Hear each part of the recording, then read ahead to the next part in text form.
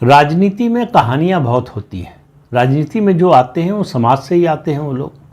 तो समाज में जिस तरह से कहानियाँ होती हैं उसी तरह से राजनीतिक क्षेत्र में भी होती हैं। लेकिन राजनीतिक क्षेत्र में कहानियाँ होती हैं ये तो सही है, लेकिन नेताओं की भी कहानियाँ होती हैं, उनके परिवार की भी कहानियाँ होती हैं, पार्टियों की भी कहानियाँ होती हैं।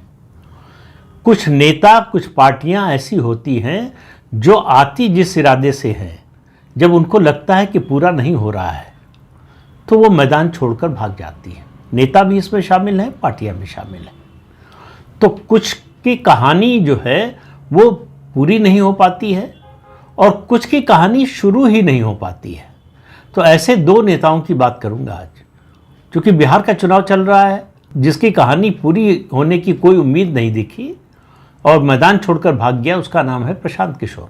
अब प्रशांत किशोर का खेल देखिए, तब आपको समझ में आएगा। प्रशांत किशोर बिहार के चुनाव में अगर आरजेडी और महागठबंधन की बात करें या नीतीश कुमार और प्रधानमंत्री नरेंद्र मोदी की बात करें तो उसके बाद सबसे ज़्यादा चर्चा में है और उनकी पार्टी का कोई अस्तित्व नहीं है। उनकी पार्टी प्रदेश की भी मान्यता प्राप्त पार्टी नहीं है। उनकी पार्टी कभी चुनाव नहीं लड़ी है, पहली बार चुनाव मैदान उतर रही है। लेकिन उनके पास एक खूबी है, एक उनमें गुण है और वो है पॉलिटिकल मैनेजमेंट का। और पॉलिटिकल मैनेजमेंट से भी ज़्यादा नैरेटिव मैनेजमेंट का। वो दरअसल जो पॉलिटिकल मैनेजमेंट करते हैं, पॉलिटिकल मैनेजमेंट कोई जो है एजेंसी नहीं करती है, पार्टियां करती हैं, पार्टी के नेता करते हैं।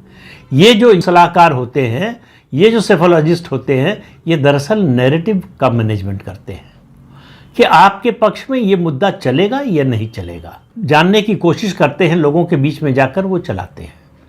तो प्रशांत किशोर ने अपनी पार्टी बनाई तो सबसे पहले अपना नैरेटिव बनाना था कि हम सबसे अलग हैं, हम भ्रष्टाचार के रास्ते पर नहीं जाएंगे, हम गुंडागर्दी का समर्थन नहीं करेंगे, अराजकता जंगल राज का समर्थन नहीं करेंगे।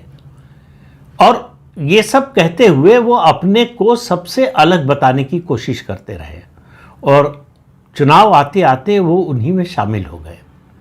टिकट का बंटवारा जाति के आधार पर किया, भूल गए कि उनके उम्मीदवार की पृष्ठभूमि क्या है, आपराधिक पृष्ठभूमि है कि नहीं, उस पर कोई भ्रष्टाचार का आरोप है कि नहीं, और खुद ही फंस गए।